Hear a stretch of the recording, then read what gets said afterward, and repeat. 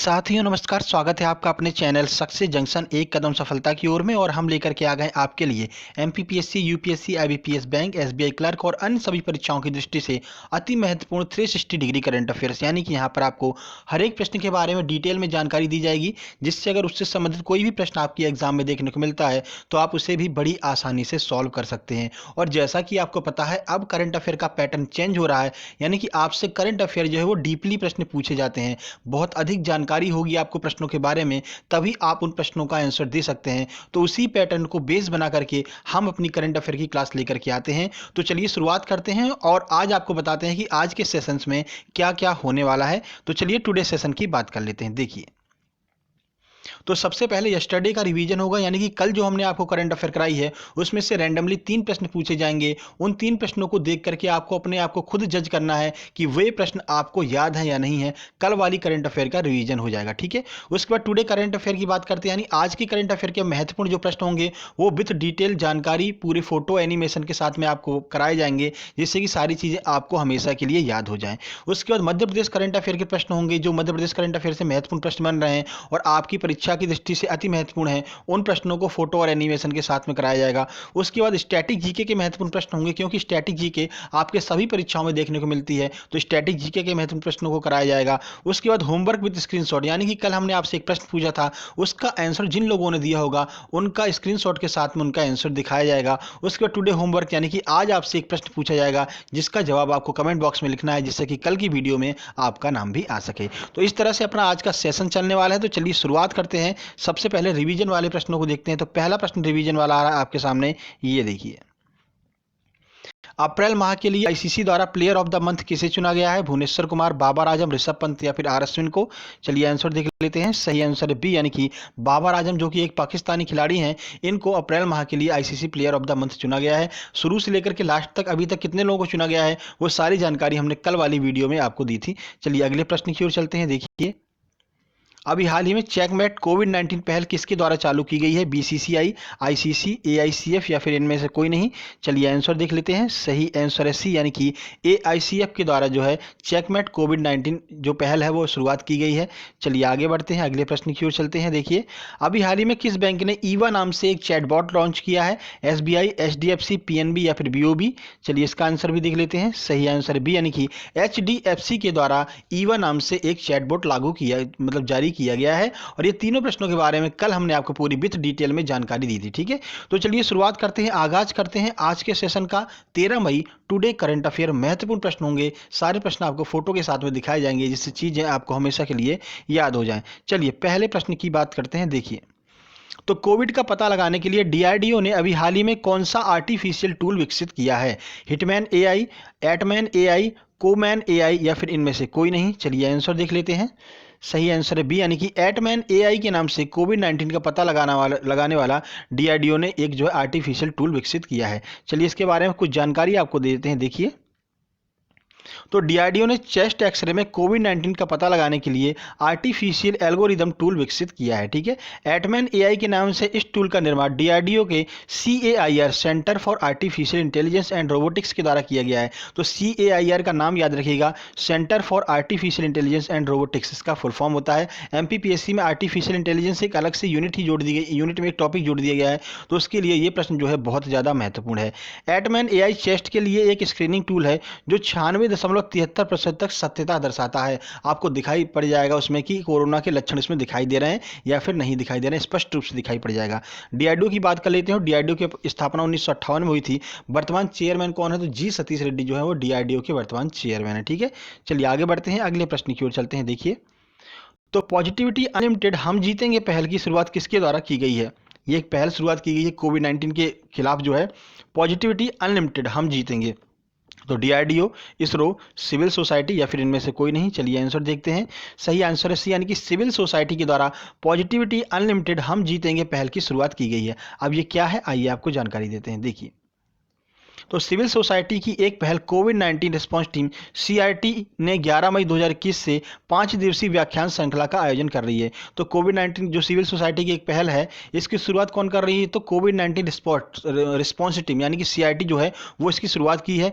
करेगी कब? 11 मई से 5 दिनों के लिए इसकी शुरुआत की जा रही है। ठीक है।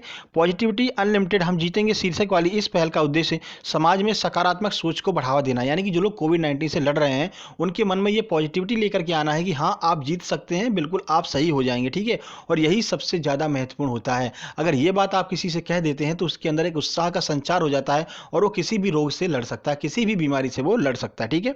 यह श्रृंखला 400 मीडिया प्लेटफॉर्म पर प्रतिदिन 4:30 से 5 बजे तक चलेगी, यानी कि 400 मीडिया प्लेटफॉर्म जो है आपके, जो न्यूज़ चैनल हैं, जो रेडियो चैनल हैं, इन सब पर 4 बजे से 5 बजे तक चलेगी। ठीक है। तो कोविड-19 की ये सिविल सोसाइटी के द्वारा इस पहल की शुरुआत की गई है। ठीक है। चलिए आगे बढ़ते हैं, अगले प्रश्न की ओर चलते हैं। देखिए, अभी हाल ही में इसरो ने 3 अलग प्रकार के वेंटिलेटर बनाए हैं। इनमें से कौन से वे वेंटिलेटर हैं? ऑप्शन ए है प्राण, ऑप्शन बी है वायु, ऑप्शन सी है स्वच्छता, या फिर ऑप्शन नंबर डी है उपरोक्त सभी। चलिए आंसर देख लेते हैं। इसका आंसर है उपरोक्त सभी। तो इसरो ने यहाँ पर 3 वेंटिलेटर बनाए हैं। इनके नाम प्राण है, वायु है और स्वच्छता है। आइए कुछ जानकारी देख लेते हैं। देखिए, तो तिरुवनंतपुरम में इसरो के Vikram Sarabhai space centre VSSC ने 3 अलग अलग प्रकार के वेंटिलेटर विकसित किए हैं। तो एक आपका स्टैटिक का प्रश्न यहाँ से क्लियर हो रहा है।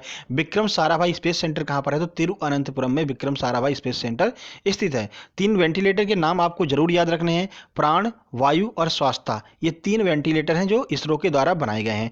सभी 3 उपयोगकर्ताओं के पूरी तरह से स्वचालित और टच स्क्रीन और सभी सुरक्षा मानकों को पूरा करता है। ये जितने भी 3 ये वेंटिलेटर बनाए हैं ये उपयोगकर्ताओं के लिए सभी प्रकार से स्वचालित है, मतलब कि आर्टिफिशियल इंटेलिजेंस पर आधारित है, अपने आप सारे काम करेंगे। ठीक है। टच स्क्रीन भी इसमें उपलब्ध है और सभी सुरक्षा मानकों को ये तीनों वेंटिलेटर पूरे करते हैं। ठीक है। इसरो की बात कर लेते हैं। इसरो के वर्तमान कौन है? तो के सिवन इसरो के प्रमुख हैं। इस समय वर्तमान में जो है के सिवन को इसरो का प्रमुख काफी समय से ये बने हुए हैं। ठीक है। चलिए आगे बढ़ते हैं। देखिए, इनमें से किस देश ने माउंट एवरेस्ट शिखर पर कोविड-19 विभाजन रेखा स्थापित करने की बात की है? तो दुनिया की सबसे ऊंचा जो शिखर है माउंट एवरेस्ट, वहां पर कोविड-19 विभाजन रेखा कौन खींचना चाह रहा है? चीन, पाकिस्तान, अफगानिस्तान या फिर बांग्लादेश? आइए आंसर देखते हैं इसका। सही आंसर है ए, यानी कि चीन जो है उसने ये बात की है कि माउंट एवरेस्ट पर कोविड-19 विभाजन रेखा खींची जाएगी। क्यों? आइए आपको पूरी जानकारी देते हैं। देखिए, तो चीन माउंट एवरेस्ट पर विभाजन रेखा बनाएगा जिससे दुनिया के सबसे ऊंचे पहाड़ पर चढ़ने वाले चीनी पर्वतारोहियों को नेपाल की ओर से चढ़ने वाले पर्वतारोहियों से अलग किया जा सके। ठीक है। नेपाल से पहाड़ पर चढ़ने वाले पर्वतारोहियों के बीच कोविड-19 मामलों के निदान के बाद यह निर्णय लिया गया है। यानी कि नेपाल में जो लोग पर्वत पर चढ़ रहे हैं, अगर उनको कोविड-19 है तो उन लोगों की मदद से जो है चीनियों को कोविड-19 न हो जाए, इसलिए विभाजन रेखा यहाँ पर खींची जा रही है चीन के द्वारा। ठीक है। माउंट एवरेस्ट को नेपाल में सागर माथा कहा जाता है, याद रखिएगा। एनटीपीसी में यह प्रश्न कई बार पूछा गया है। ठीक है। कोविड-19 रेखा का निर्माण तिब्बती पर्वतारोहण गाइड की टीम करेगी। तो कौन यहां पर कोविड-19 रेखा को खींचेगा? तो तिब्बती पर्वतारोहण गाइड की एक टीम होगी जो कोविड-19 रेखा को माउंट एवरेस्ट पर बनाएगी। ठीक है।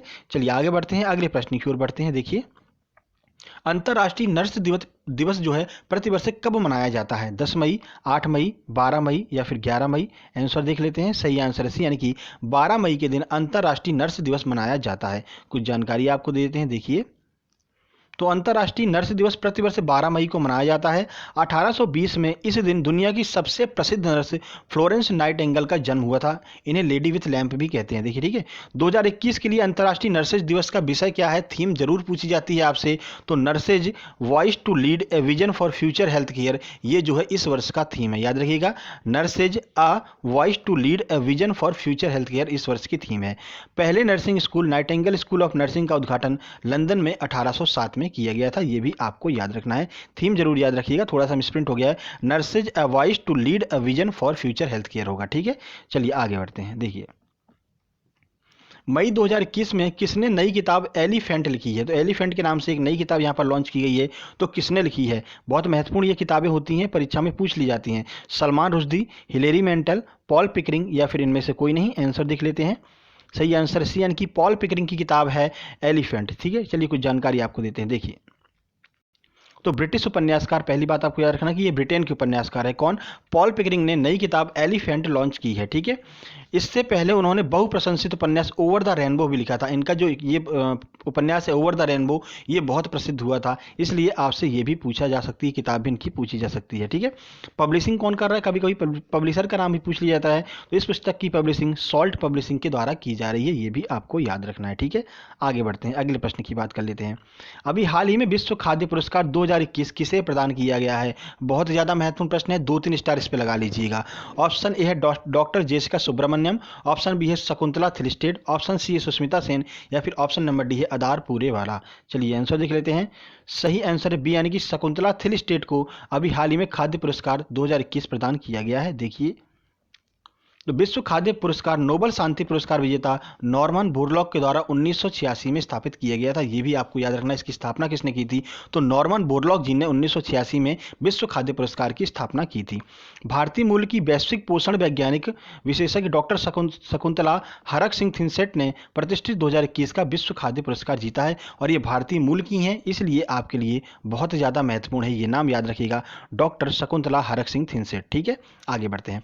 उन्हें विश्व भर में लाखों लोगों के लिए पोषण, स्वास्थ्य और अतीत में सुधार के लिए इस प्रकार के सम्मान से सम्मानित किया गया। यानी लोगों के लिए उन्होंने पोषण में सुधार के लिए बहुत कार्य किए हैं, इसलिए इनको इस पुरस्कार से सम्मानित किया गया है। ठीक है, चलिए आगे बढ़ते हैं। देखिए, तो यहाँ पर आपका टुडे करंट अफेयर समाप्त होता है। यहाँ से स्टार्ट होता है आपका 13 मई MP current affair, Madhya Pradesh की सभी परीक्षाओं के लिए daily dose Madhya Pradesh current affair. शुरुआत करते हैं, पहला प्रश्न देखते हैं। देखिए, भाजपा विधायक एवं पूर्व मंत्री जुगल किशोर बागरी का निधन हो गया, वे किस विधानसभा क्षेत्र से विधायक थे? ऑप्शन ए है सतना जिला से, ऑप्शन बी है झाबुआ जिला से, ऑप्शन सी है मंदसौर जिला से, या फिर ऑप्शन नंबर डी है शहडोल जिला से। चलिए आंसर देख लेते हैं। सही आंसर ए यानी कि सतना जिले से जो है ये भाजपा के पूर्व विधायक थे और इनको जो है मंत्री भी बनाया गया था। कौन? मंत्री जुगल किशोर बागरी। ठीक है, चलिए कुछ जानकारी आपको देते हैं कि किसके टाइम पर इनको मंत्री बनाया गया था। देखिए, तो भाजपा के विधायक एवं पूर्व मंत्री रह चुके जुगल किशोर बाकरी का निधन हो गया।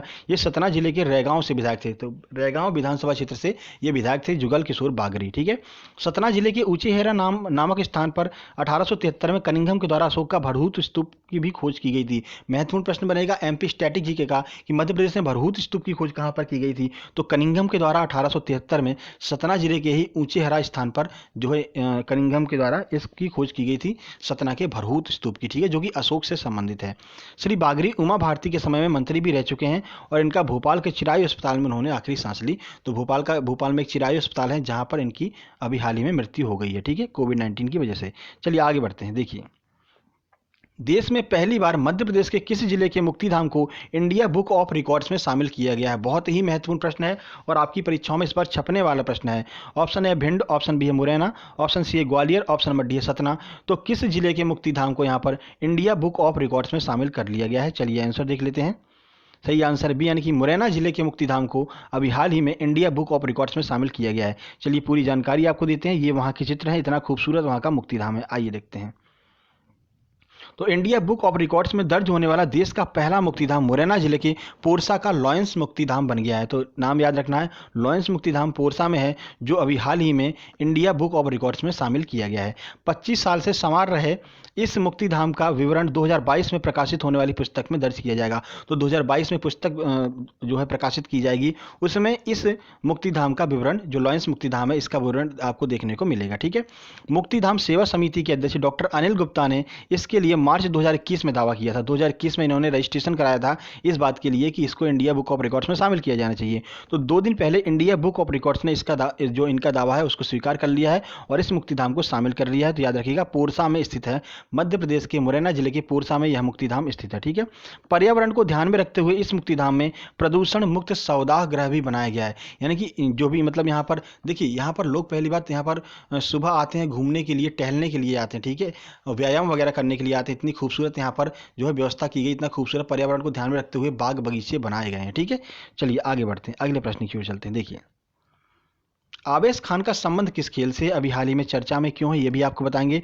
हॉकी, क्रिकेट, शतरंज या फिर बैडमिंटन। चलिए आंसर देख लेते हैं। सही आंसर बी यानी कि क्रिकेट से संबंध है आवेश खान का, और ये क्यों अभी चर्चा में, ये भी आपको बता देते हैं। देखिए, तो तेज गेंदबाज आवेश खान ने इंग्लैंड के साथ होने वाली टेस्ट सीरीज के लिए भारतीय टीम में स्टैंड बॉय के रूप में शामिल किया गया है। उनका संबंध क्रिकेट से है।